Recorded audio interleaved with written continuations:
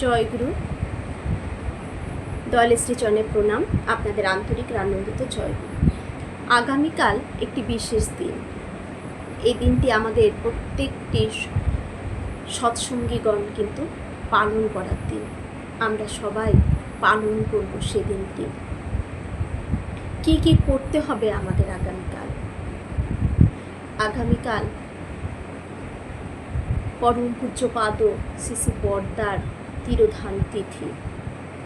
সেই উপলক্ষে আগামীকাল আমাদের প্রত্যেক সৎসঙ্গীগণের কিন্তু ভবিষ্যকৃত। আমরা আগামীকাল সবাই ভবিষ্যান্ন গ্রহণ করব।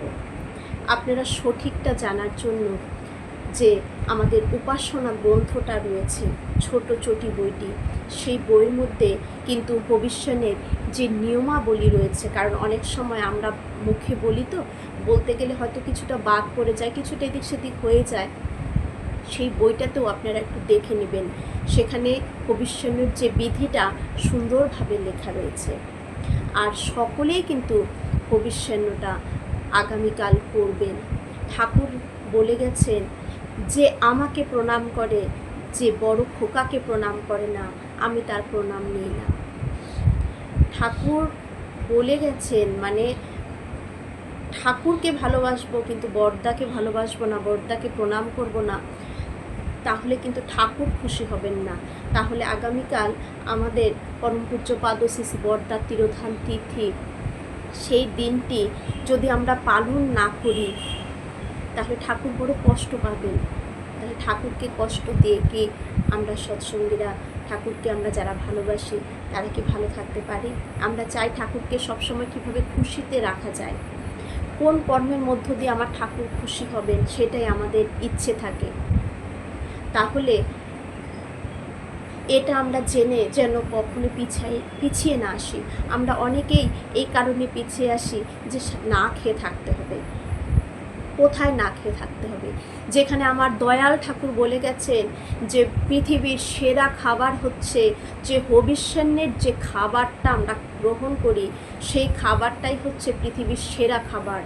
সব থেকে পুষ্টিদায়ক যদি খাবার কিছু থাকে, ঠাকুর বলে গেছেন সেটা ভবিষ্যণের যে খাবারগুলো, সেই খাবারটাই হচ্ছে সব থেকে পুষ্টিদায়ক খাবার। কি কি খাবেন? আমরা সকাল থেকে কিছু খাবো না।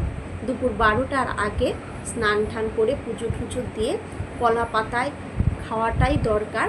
যদি কেউ কলা পাতা জোগাড় করতে না পারে আমরা তাহলে থালাতে খেয়ে নেব। দুপুর 12টার আগে 1 সেদ্ধ ভাত খেতে হবে।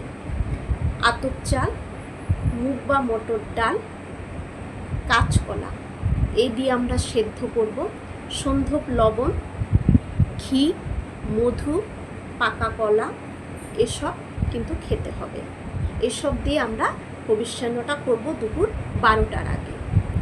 তারপর ফল ফলাদি আমরা সারাদিন খেতে পারবো। তবে সেদিনটি যত কম খাওয়া যাবে ততই কিন্তু ভালো। ফল ফলাদি খাওয়া যাবে।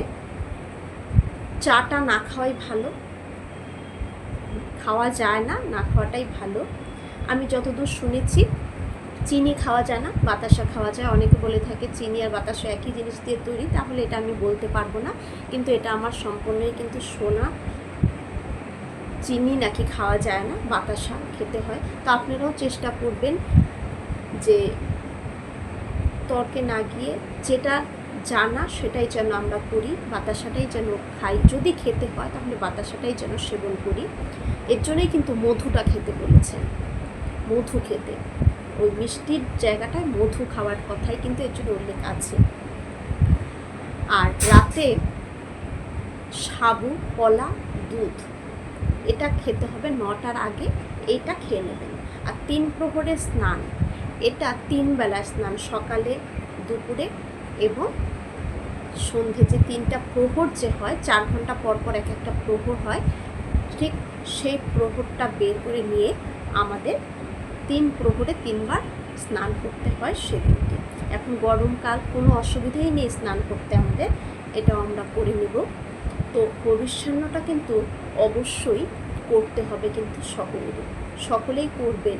দেখবেন পরদিন শরীরটা কত ভালো থাকে।